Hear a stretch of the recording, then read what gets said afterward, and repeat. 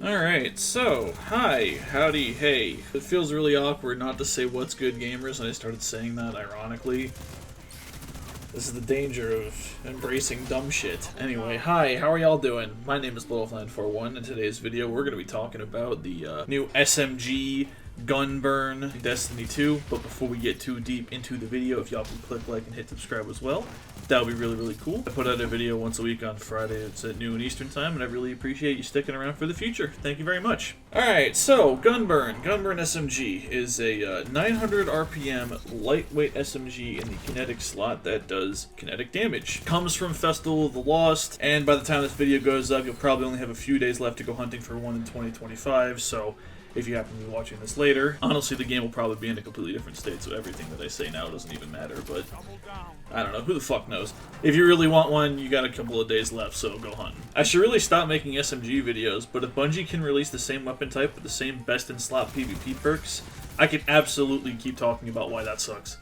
If you notice though, I've just done SMGs kind of in a row, and they have the same shit on them. Like they get a couple of, unique perks here and there, but they're not very good, so I don't know. Speaking of similar weapons, I'm going to be comparing it against the Multi-Mock CCX, Yeartide Apex, and the Recluse. To be honest, the only fair stat-based comparison is against the Yeartide since they're both on the tier system, but different slot, different damage type, and a single comparison doesn't really work, like one gun to one gun, when there's many lightweight SMGs to pick from anyway. If this was a unique frame, kind of like the BXR Battler and, holy shit, what's the other one called? No, not that. I don't remember what the other one's called, but it's a Legacy PR55 frame. If it was like that, then maybe there'd be something to do for a one-to-one, but nope. But of the four, Gunburn at a base is the worst option. Least range, stability, aim assist, mag size, and ammo generation, like that even matters in PvP. It's the only one with a recoil direction less than 100, and the only spot where it's got a winning stat is reload speed. And that's by a single point. So all of that kind of throws this thing into the dumpster from the start.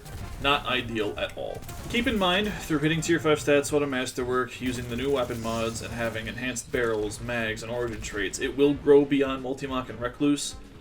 But Yeartide also has the same access to those tools, so let's take a look at what perks there are and see if we can do something unique. In column 3, you've got Bewildering Burst, Lone Wolf, Threat Detector, Stats for All, Recycled Energy, Pugilist, and Lead from Light. There's a handful of new perks in this gun, and two of which are in this column. Unfortunately, Bewildering Burst is basically useless. I did some testing with Cool Dude, and it removes the HUD for a negligible amount of time, and it does like 3 damage or something. Literal useless trash. Do not use it. Lone Wolf is here, and spoiler alert, it's probably what you're going to want to use along with Target Lock and 4. Is anybody else getting fucking sick of the same gun types getting the same best-in-slot perks in the same columns, so you can just make the same pairing, just in a different weapon slot over and over and over again? This shit is so boring, dude. Dear God. Like, I'm not even going to bother to talk about the rest of these in 3, because, like, there's no point. There's no point. I will mention Lead from Light, though, since it's new, but it's a PvE perk at best. Special meter progress is literally not worth investing into in the Crucible, since Bungie buffed ammo gen at 0 investment. Fucking crazy, dude. Hey guys, we want investment to matter in the choices you make to be impactful. That's why we're making it so you don't have to invest in a powerful piece of your build in the Crucible, and removing the choice you would have had to make to otherwise do so. Make it make sense, Bungie. Please! Anyway, what the fuck was I talking about? Column 3, right.